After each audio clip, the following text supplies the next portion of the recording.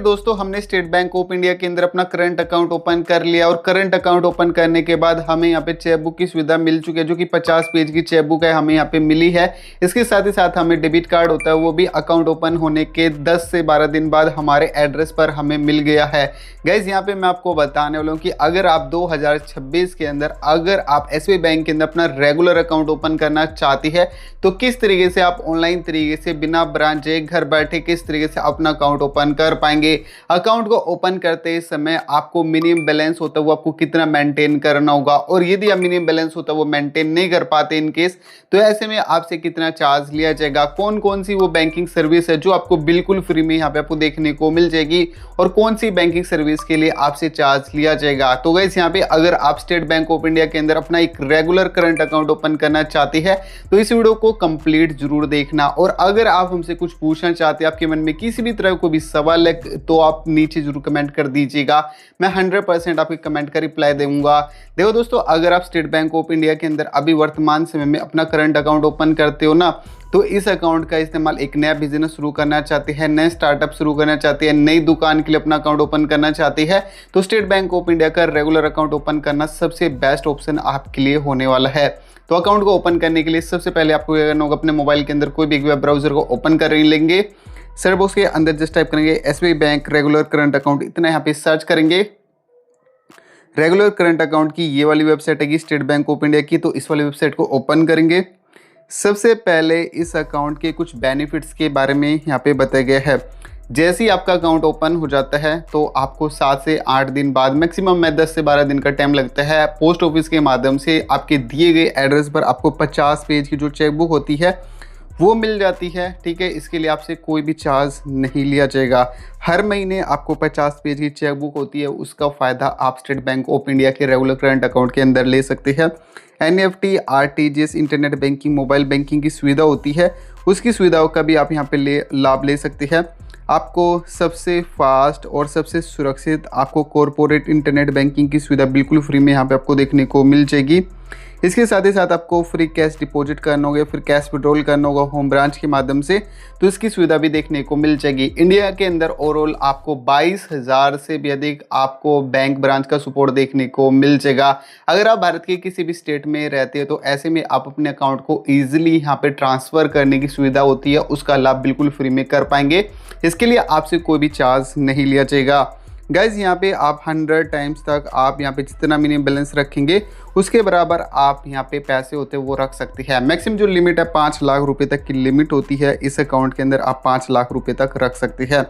Account को यदि आप ओपन करेंगे तो ऐसे में आपको 5,000 रुपये मिनिमम बैलेंस होता है वो आपको यहाँ पे मेंटेन करना होगा। आप अपने अकाउंट के अंदर 5,000 रुपये है मिनिमम बैलेंस वो मेंटेन नहीं कर पाते तो नॉन मेंटेन जो चार्ज रहेगा 500 रुपये प्लस जीएसटी होता है वो चार्ज यहाँ पे आपको देखने को मिल जाएगा। 12 महीने तक इस अकाउंट को रखने का जो चार्ज रहेगा, अकाउंट कीपिंग जो चार्ज लगेगा दोस्तों 550 रुपये प्लस जीएसटी होता है, ये आपसे चार्ज लिया जाएगा।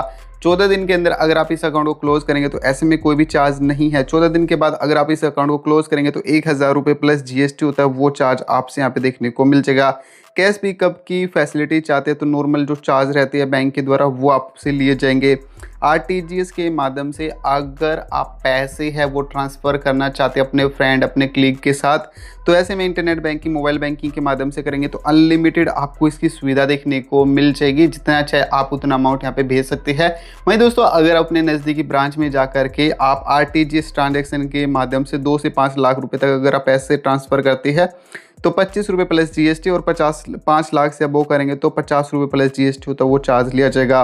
वहीं एनईएफटी ट्रांजैक्शन अगर आप ऑनलाइन तरीके से करते हैं इसकी एप्लीकेशन के माध्यम से तो ऐसे में कोई भी चार्ज नहीं है। और अगर आप अपने नज़दीकी ब्रांच के माध्यम से अगर आप यहाँ पे एनईएफटी ट्रांजैक्शन करते हैं, यहाँ पे 10,000 रुपये तक करते हैं तो 2.5 रुपये, और 10,000 से लेकर 1 लाख रुपये तक करते हैं तो 5 रुपये, 1 लाख से लेकर 2 लाख के बीच में तो 15 रुपये, 2 लाख से अधिक करेंगे तो 25 रुपये प्लस जीएसटी होगा। यहाँ पे जो चार्ज लगता है वो आपसे चार्ज लिया जाएगा। चेक कलेक्शन की सुविधा होती है दोस्तों, यहाँ पे 10,000 रुपये तक तो 50 रुपये, 10,000 से लेकर 1 लाख रुपये तक तो 100 रुपये, और यहाँ पे 1 लाख से अगर आप अबो करते हैं चेक कलेक्शन आउटसाइड तो ऐसे में 200 रुपये प्लस जीएसटी होता है वो चार्ज यहाँ पे आपको देखने को मिल जाएगा। अगर आप डिमांड ड्राफ्ट बनवाती है, ठीक है जी, तो 500 रुपये तक डिमांड ड्राफ्ट बनवाएंगे तो 25 रुपये, और यहाँ पे आप 5,000 से लेकर आप 10,000 रुपये तक बनाएंगे तो 50 रुपये, 10,000 से लेकर 1 लाख के बीच में बनाएंगे तो 5 रुपये प्लस GST। मिनिमम है यहाँ पे आपसे 60 रुपये का चार्ज लिया जा सकता है 1,000 रुपये पर, और 1 लाख से वो बनाएंगे तो यहाँ पे 1,000 रुपये पर 4 रुपये का चार्ज मिनिमम है, 600 रुपये प्लस GST होता है वो चार्ज लग सकता है, और मैक्सिमम 2,000 रुपये तक का चार्ज होता है वो आपसे लिया जाएगा। कैश डिपॉजिट करना चाहते हैं अगर आप नॉन होम ब्रांच के माध्यम से, अगर आप दूसरी ब्रांच के माध्यम से अपना यहाँ पे कैश डिपॉजिट करते हैं जहाँ पे आपकी होम ब्रांच नहीं थी, यानी कि जहाँ पे अपना अकाउंट ओपन किया था, उसके अलावा दूसरी ब्रांच से अगर आप यहाँ पे पैसे है वो आप जमा करेंगे 5 लाख रुपए पर डे की देखने को मिल जाएगी, और कैश डिपॉजिट वगैरह करते हैं तो ऐसे में दोस्तों आपको 100 टाइम्स तक आप यहाँ पे आप पैसे होते हैं वो आप यहाँ पे कैश डिपॉजिट कर पाएंगे। ओवरड्राफ्ट की फैसिलिटी होती है वो आपको यहाँ पे देखने को नहीं मिलेगी। बाकी डुप्लीकेट स्टेटमेंट करंट अकाउंट का चार्ज है तो आपसे 100 रुपये प्लस GST हो तो वो चार्ज लिया जाएगा, और अगर आप स्टेटमेंट है ईमेल ID पर लेती है तो ऐसे में आपसे कोई भी चार्ज नहीं लिया जाएगा। अकाउंट को ओपन करने के लिए यहाँ पे आपको एक ऑप्शन नीचे तरफ आपको देखने को मिल जाएगा, अप्लाई थ्रू वीडियो KYC। ठीक है जी, तो अप्लाई थ्रू वीडियो KYC वाले सेक्शन पर क्लिक करेंगे। ठीक है, जैसे आप इस वाले सेक्शन पर क्लिक करेंगे अब आपको नेक्स्ट पेज पर भेजा जाएगा। Open your current account instantly through video KYC, 0 charges, paperless process, safe and secure, no branch visit. तो यहाँ पे टर्म्स एंड कंडीशन को एग्री करेंगे। स्टार्ट वीडियो KYC वाले सेक्शन पर क्लिक करेंगे। जो ये टर्म्स एंड कंडीशन है इसको एक्सेप्ट करेंगे। अब यहाँ पे आपको टोटल ये आपको 5 स्टेप्स होती है, ये 5 स्टेप्स आपको यहाँ पे कंप्लीट करने होंगे। सबसे पहले आपको मोबाइल नंबर ईमेल ID की वेरिफिकेशन, फिर इसके बाद आपको अपना आधार कार्ड पैन कार्ड की वेरिफिकेशन, इसके बाद आपको उद्यम रजिस्ट्रेशन और GST नंबर को वेरीफाई करना होगा। CKYC की इंक्वायरी होती है उसे वेरीफाई करना होगा। अकाउंट नंबर वेरिफिकेशन करना होगा यहाँ पे। और गाइस ध्यान रहे कि जब आप अपना करंट अकाउंट ओपन करेंगे ना तो पहले से आपके पास में मौजूद यहाँ पे सेविंग अकाउंट का होना जरूरी है, उसी के बेस पे आपका यहाँ पे वीडियो KYC के माध्यम से अकाउंट ओपन होगा। तो अब आपको क्या करना होगा, अकाउंट को ओपन करने के लिए सबसे पहले यहाँ पे अपना मोबाइल नंबर होता है वो आप यहाँ पे एंटर कर लेंगे। ठीक है जी, इसके बाद यहाँ पे अपना ईमेल ID होता है वो आप यहाँ पे एंटर करेंगे। गेट OTP है इस वाले सेक्शन पर आपको क्लिक कर देंगे। जैसे आप गेट OTP वाले सेक्शन पर क्लिक करेंगे आपके रजिस्टर्ड मोबाइल नंबर पर एक OTP भेजा जाता है, तो उस OTP को यहाँ पे आप दर्ज करेंगे। जो आपकी ईमेल ID पर OTP भेजा जाएगा 6 अंकों का, उस OTP को यहाँ पे आप एंटर करेंगे। इसके बाद नीचे तरफ आपको verify mobile number and email ID करके एक सेक्शन देखने को मिल जाएगा। तो अब आपको इस वाले सेक्शन पर आपको क्लिक कर देना है। इसे आप OTP को सबमिट कर देती है। इसके बाद दोस्तों आपको थैंक यू का मैसेज यहाँ पे आपको देखने को मिल जाएगा, और ARN नंबर होता है वो आपको यहाँ पे आपकी स्क्रीन पर देखने को मिल जाएगा। आप पेज को थोड़ा सा नीचे तरफ आप स्क्रॉल करेंगे। अब यहाँ पे आगे बढ़ने के लिए बोलेगा कि आपको अकाउंट ओपन करने के लिए आपके पास में पैन कार्ड होना चाहिए, आपके पास में या तो पासपोर्ट, ड्राइविंग लाइसेंस, या फिर आपके पास में आधार कार्ड होना चाहिए, voter ID card, job licence आपके पास में होना चाहिए, लेटर इशू या फिर नेशनल पॉपुलेशन लेटर होना चाहिए। तो इन डॉक्यूमेंट का होना जरूरी रहेगा। तो आगे बढ़ने के लिए यहाँ पे नीचे तरफ आपको प्रोसीड करके बटन देखने को मिल जाएगा, तो प्रोसीड वाले सेक्शन पर आपको क्लिक कर देंगे। जैसे आप प्रोसीड वाले सेक्शन पर क्लिक करेंगे अब यहाँ पे अकाउंट को सिलेक्ट करने के लिए कई सारे अकाउंट यहाँ पे देखने को मिल जाएंगे। तो यहाँ पे regular account, current account, platinum, तो बहुत सारे अकाउंट यहाँ पे आपको देखने को मिल जाएंगे। तो अभी हम दोस्तों यहाँ पे रेगुलर करंट अकाउंट को यहाँ पे सिलेक्ट कर लेंगे। ठीक है जी, फर्स्ट वाला जो सेक्शन है इसे सिलेक्ट कर सकते हैं। आप चाहे तो अन्य अकाउंट को, जो भी अपना अकाउंट ओपन करना चाहते हैं SBI बैंक के अंदर अपनी जरूरत के हिसाब से, तो अपने हिसाब से यहाँ पे इन अकाउंट को भी सिलेक्ट कर सकते हैं। अभी हमने यहाँ पे रेगुलर करंट अकाउंट को सिलेक्ट किया हुआ है। ठीक है जी, इसके बाद दोस्तों यहाँ पे अब आपसे पूछा जाएगा कि क्या आप एक सिंगल अपना अकाउंट ओपन करना चाहते हैं, individual account, joint account open करना चाहते हैं, या फिर एक से अधिक व्यक्ति अपना अकाउंट ओपन करना चाहते हैं। तो अभी हम यहाँ पे सिंगल को सिलेक्ट कर लेंगे। इसके बाद क्लिक सिलेक्ट सर्विस रिक्वायर्ड। तो आपको क्या क्या सर्विस यहाँ पे चाहिए अपने बैंक खाते के अंदर, जैसे चेक बुक हो गया, डेबिट कार्ड हो गया, post facility, SMS alert, cash pickup, State Bank of India के कलेक्शन जो सर्विस होती है, soft post, QR code, e-payment, e-collection, तो बहुत सारी सर्विस यहाँ पे देखने को मिल जाएगी। तो सभी की सभी सर्विस को यहाँ पे आपको अनेबल कर लेना होगा कुछ इस प्रकार से, जैसे कि हमने यहाँ पे अनेबल किया हुआ है। ठीक है, अब यहाँ पे do you wish to register for positive pay system, क्या आप पॉजिटिव पे सिस्टम पर आप इस अकाउंट को लिंक करना चाहेंगे। तो अभी हम इस अकाउंट को लिंक नहीं करना चाहते, तो ऐसे में हम नो वाले सेक्शन को सिलेक्ट कर लेंगे।